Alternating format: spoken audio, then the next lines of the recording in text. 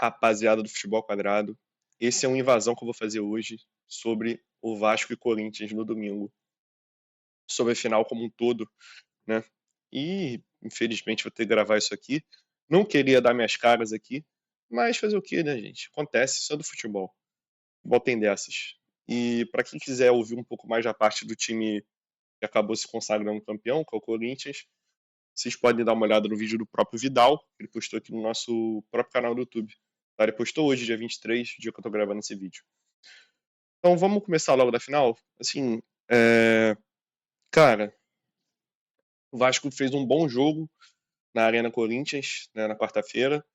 Não saiu com a vitória por detalhes. Eu acho que faltou qualidade no terço final do campo.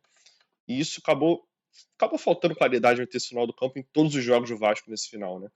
O Vasco fez um gol com o Verratti de cabeça no segundo jogo da semifinal e desde então não fez mais nenhum, né?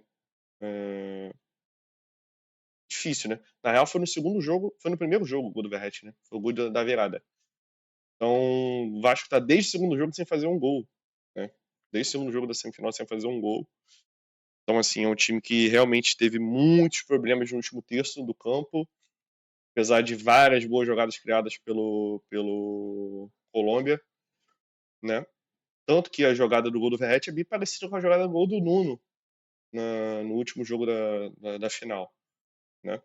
Aquela bola no segundo pau, com o Nuno cabeceia, é bem parecido com a bola que o Andrés Gomes cruzou pro Verratti também, no segundo pau.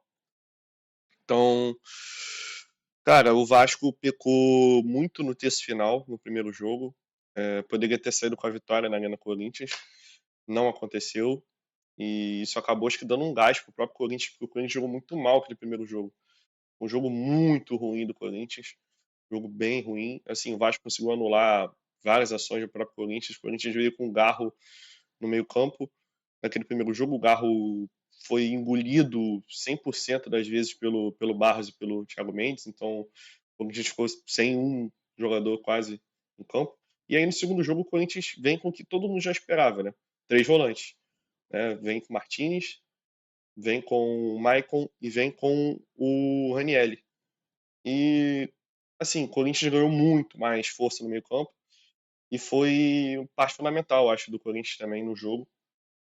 Foi ganhar um pouco dessa força no meio-campo e poder de contra-ataque com o Mateuzinho e com o Bidu, né?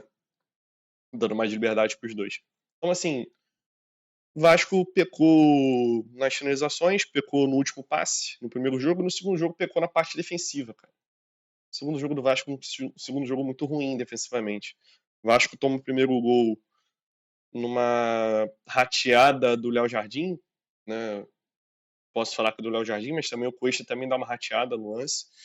Né? O Cuesta e Robert Renan, nesses 2, 3 meses que estiveram juntos, foi uma baita dupla pro Vasco, mudou o patamar do Vasco, mas nesse último jogo os dois pecaram. Assim, bem complicado. Logo um pilar do time, né? Que os dois estavam sendo pilares do clube. Ele, o Cauã Barros, também pecou no último jogo. Mas eu acho que é um pouco de falta de casca isso também, tá, gente? Porque, afinal das contas, o Corinthians é um time muito mais cascudo que o Vasco. O Corinthians já esteve nessa situação de finais, na história recente, muito mais vezes que o próprio Vasco, tá? O Vasco não chega à final, não chegava à final desde 2011.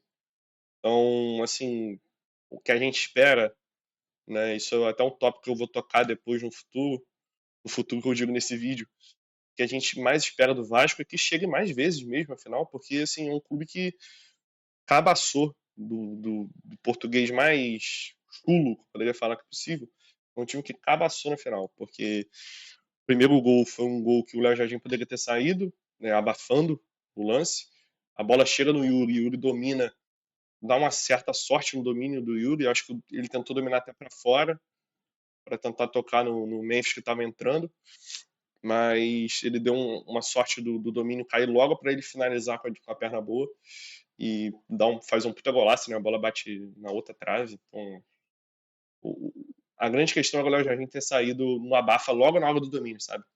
Ou a bola vindo, porque a bola caiu dentro da pequena área. O domínio foi dentro da pequena área, basicamente. E o Léo Jardim ficou debaixo da trave.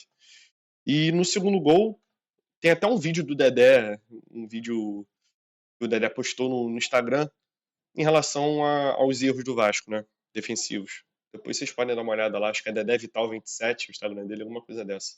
Uma coisa desse tipo assim. Se botar Dedé Instagram no Google, você vai achar. E aí é o primeiro vídeo que tá no feed dele, é um vídeo dele mostrando a tela assim, igual se eu estivesse mostrando aqui atrás essa tela. E mostrando os lances. Então, assim, o Dedé explica muito bem o erro do Vasco no segundo gol, e eu concordo plenamente com ele. E, cara, o Vasco realmente cabaçou, assim, no segundo jogo. E no primeiro jogo teve azar daquela bola do Cauã não ter entrado, e o azar de alguns outros passes não terem saído, ou terem sido ruins no momento. Então, assim, é um time que falta casca, cara. É um time que. E a casca a gente só cria com essas derrotas. Felizmente é assim. É dolorido falar isso, né? Porque a gente sempre quer ser campeão e. Pô, o maior sonho do Vascaíno é ser campeão. O time não grita é campeão há muito tempo. Então, o maior sonho do Vascaíno indo para o Maracanã, ainda mais com o resultado positivo que foi na Arena, era sair com a vitória. E eu acho que também era o maior sonho do clube, do elenco. Não tenho dúvida disso, porque a partir do primeiro gol, o elenco realmente sofre do primeiro gol. Eu acho que não estava no roteiro do elenco do Vasco sofrer o primeiro gol. Acho que estava no roteiro fazer o primeiro e tentar catimbar o jogo. Mas acabou acontecendo o contrário. O Corinthians faz o primeiro, catimba o jogo, e aí o Vasco acha um golaço, uma bola. O Andrés Gomes, para mim, o melhor jogador do Vasco nas semis e nas finais. Jogou muita bola ele, Thiago Mendes. Ryan também, obviamente. Jogou muita bola. Então, assim, uma bola perfeita pro Nuno dá uma escorada, gol. Golaço. E aí o Vasco vai pro segundo tempo com um empate e com a pressão da torcida. Pressão que eu digo, a torcida cantando, apoiando em relação ao Vasco fazer o próximo gol, né? E aí acontece, aos 18 minutos, um gol inacreditável, né? E eu já tinha citado aqui o segundo gol. O Breno Bidon dá um drible extraordinário no Cauã, que não consegue fazer a falta, que para mim é um erro. Acho que o principal erro do lance foi o Cauã não ter feito a falta ali, ou o Nuno, que estava próximo do lance, mas o Nuno naquele momento acho que já jogava segundo volante, né? Não sei, o Nuno estava baixando, o Nuno baixa muito para armar o jogo também, nesse esquema do Diniz. Então, não sei nem o que o Nuno estava fazendo ali naquela situação. Mas era para ter puxado a camisa do Brambidon, ter abraçado, ter segurado, sei lá. Era para ter feito alguma coisa, cara, para parar o Brambidon. E o que ele fez ali foi um negócio bizarro. Né? Dar um drible ali, bem Dennis Bergkamp, né? Aquele drible que ele dá no Arsenal. Então, assim, era para ter parado a falta ali, não parou, e aí depois teve um problema de cobertura do Robert Renan, e depois uma linha burra, foi feita de forma burra pelo Cuesta.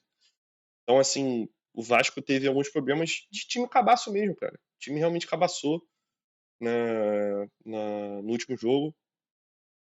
E aí, as melhores chances do Vasco, tirando a do gol, foi no Buma Meu Boi no final do jogo, né? Cruzamento, bola na área, aí bola rebatia, voltava, vinha, voltava. Aí teve uma bola do GB, que o GB não teve a sorte de chutar ela no gol. Teve um lance do Matheus França também, que, pelo amor de Deus, o Matheus França, eu não consigo nem dar adjetivos ou xingar ou falar do Matheus França, porque para mim, esse aí, ó, sai do Vasco. Pelo amor de Deus. O que ele fez, o que ele vem fazendo, o que ele fez não, o que ele vem fazendo com o torcedor é um negócio assim inacreditável. E o que falar do Vasco pro futuro? Cara, o Vasco, eu não vou dar um cenário de terra arrasada não, porque eu acho que é um cenário bem melhor do que a gente já teve. O Vasco, há 4 anos atrás, era um time que ficava na Série B, assim, ficou 2 anos na Série B, e a gente conversava na época sobre a possibilidade do Vasco acabar sem um investimento. E aí teve o investimento hipotético da 777, que investiu no início realmente, depois não pagou as próprias dívidas, e aí aumentou ainda mais a dívida do Vasco. Aí veio o caso do Pedrinho, o Pedrinho, né, cortou a 777, aí virou meio que dono do Vasco, a porra toda, não sei o quê, Pedrinho.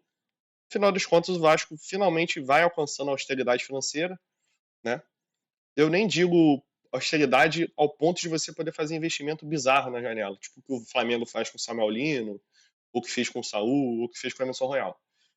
Eu digo austeridade de você olhar assim, por exemplo, janeiro de 2026, eu tenho que ter não sei quantos milhões na folha para pagar as dívidas. Coisa que o Vasco não tinha essa austeridade, sabe? O Vasco tinha um número extraordinário de dívidas para ser pagos, ainda tem, só que na época ainda existia o, o medo de ter penhoras, né, do Vasco sofrer penhora de São Januário, penhora de alguma verba de jogo, penhora de algum transfer ban, alguma coisa assim, sabe? Hoje não existe mais esse problema com o Vasco. Obviamente que o Vasco tem que pagar as contas, né, porque você vai ter que apresentar todo mês, né, um relatório das contas pagas para os credores, né, do Vasco. Mas assim, só de você ter ideia mês a mês de quanto você vai precisar no caixa para você pagar as contas já é uma coisa assim extraordinária. Eu acho que não tinha essa ideia de quanto que precisava. Eu acho que sabia o montante total, mas não sabia quanto você precisava por mês para ir quitando tudo, né? E assim, vai ter uma venda extraordinária do Ryan. Isso aí é inegável. O Ryan vai ser vendido, eu imagino que seja com uns 40 milhões de euros, né? Não sei se para um Real Madrid da vida, um Chelsea, um Bayern, um United. Algum time vai porrar o Ryan por uns 40 milhões e o Vasco vai ter esse dinheiro ainda, só que o Vasco tem muitas promessas ainda a serem pagas no ano que vem. Promessas que eu digo é coisas que foram prometidas, né? O Vasco assina um contrato com o Robert Renan como uma opção de compra, deve ficar, se não me engano, de 9 milhões de euros, né? Caro, mas é o preço, né? O Robert Renan tem 23 anos, então se você paga 9 milhões nele hoje, você consegue vender ele por 9 tranquilamente depois, ou 10, ou 12, ou 13. No próprio mercado interno do Brasil, acho que você consegue vender. É, tem o Andrés Gomes, que, pô, esse aí tem que assinar com certeza. Se eu não me engano, acho que é 5,5 milhões do Andrés Gomes. E tem o do Cuesta, que eu acho que é 5 milhões, né? E vai acabar pagando os três. E provavelmente deve ser usando o dinheiro do Ryan. E ainda tem o empréstimo lá da Crefisa, que deve ser pago também, acho que é 80 milhões de reais, o empréstimo que foi feito. Mas assim, hoje a gente consegue visualizar um futuro muito mais nítido pro Vasco em relação à disputa. Nem que seja, pô, disputar Copa do Brasil, disputar a Sul-Americana, sabe? Coisas que o Vasco há 3, 4 anos atrás não tinha. O Vasco há 3, 4 anos atrás a gente não pensava na possibilidade do Vasco disputar uma Copa do Brasil, por exemplo. A gente pensava, porra, o Vasco tem que subir para a Série A finalmente. Pelo amor de Deus. Então, assim, óbvio que a gente tá, porra, isso é o mínimo, né? Um time do tamanho do Vasco, o mínimo que ele tem que fazer na temporada é competir pelos títulos, né? O mínimo. Mas a gente não estava tendo o mínimo há anos já. Anos que a gente não tinha o mínimo. Então, assim, só da gente ter o mínimo, a esperança já é maior pro futuro. Então, eu imagino que ano que vem seja um ano melhor em relação a esse ano. Não em relação a títulos, tá? Eu acho que vai ser um ano mais tranquilo, assim, em relação ao brasileiro. Que o Vasco, ainda assim, teve um ano muito conturbado no Brasileirão, né? O Vasco teve 19 derrotas no brasileiro, gente. É um negócio assim inacreditável. Como se o Vasco tivesse passado um período inteiro do brasileiro, um turno inteiro do brasileiro em casa e os outros times jogando, e aí, partir no turno, a gente joga. E não caiu. Né? O incrível que pareça, o Vasco teve 19 derrotas no brasileiro e não caiu. Então, assim, o Vasco foi um time top 4, top 5 ofensivo e foi um time top 3 de mais gols sofridos. Então, assim, um time que tem. O maior problema do Vasco é a regularidade. Eu acho que é o time que vai ser mais regular no ano que vem. Eu espero que seja. Né? Pelo menos é a impressão que passa os últimos 4 jogos do Vasco na Copa do Brasil. A impressão que passa é que é um time que vai ser mais regular ano que vem. Apesar de que o Vasco, no último jogo da Copa do Brasil, no domingo, tomou alguns gols que parecia gol de brasileiro, cara. De brasileirão. Pô, tomar um 4-2, com 18 minutos do segundo tempo numa final de Copa do Brasil, é um negócio inacreditável, ainda mais em casa, cara. Um negócio assim, inacreditável, sabe? Mas enfim, o Diniz vai acabar ficando no Vasco, né? Vai continuar no Vasco por mais um tempo. Eu acho que por essa reta final da Copa do Brasil ele fez merecer continuar. E pelo mercado também, tá? Mercado de técnico tá um negócio, porra, esdrúxulo. Só tem nome ruim. Então, acho que é melhor deixar o Diniz aí e acreditar no projeto dele.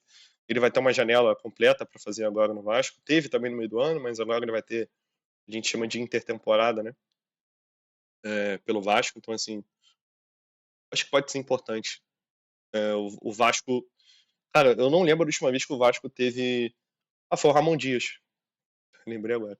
O Vasco vira mais um ano com um técnico, né? Teve a vez do Ramon, agora vai ter a vez do Diniz. Então vamos ver, né, o que vai acontecer com o Vasco no que vem. Eu espero um ano mais tranquilo, mais regular para o Vasco. E que dispute, né? Que dispute por Copas, pelo Sul-Americano, que não faça mais vexames no Sul-Americano igual esse ano. Né? Não posso esquecer. Né? Esse ano foi. Esse ano começou de forma ridícula e terminou de forma ruim. Então, assim, não poderia terminar de outra forma o ano. A vitória na Copa do Brasil, uma hipotética vitória na Copa do Brasil, não iria diminuir o ano ruim do Vasco, tá? No Brasileiro e na Sul-Americana. Ia abafar, obviamente, pô, a gente ia comemorar pra cacete e tal, mas não ia diminuir. E é isso, gente. Corinthians foi mais copeiro, Corinthians foi mais merecedor da final. Dói falar isso, mas é o que tem que ser falado. Né? O Corinthians foi mais copeiro, o Corinthians já esteve nessa situação várias vezes, o Vasco, né, há muito tempo que não está. Eu acho que isso foi um diferencial importante para o Corinthians na final. E pro ano que vem é esperar um pouco mais de regularidade. E é isso, rapaziada. 16 minutos de vídeo. Pô, acho que até me estendi demais. Queria fazer 10 minutos só. E falar desse tema, um tema muito merda. Né? Falar de uma derrota em final. Primeira vez que eu estive numa final do Vasco em campo. Em campo não, né? No estádio. E é a primeira vez que eu vejo uma derrota do Vasco no estádio. Então, assim.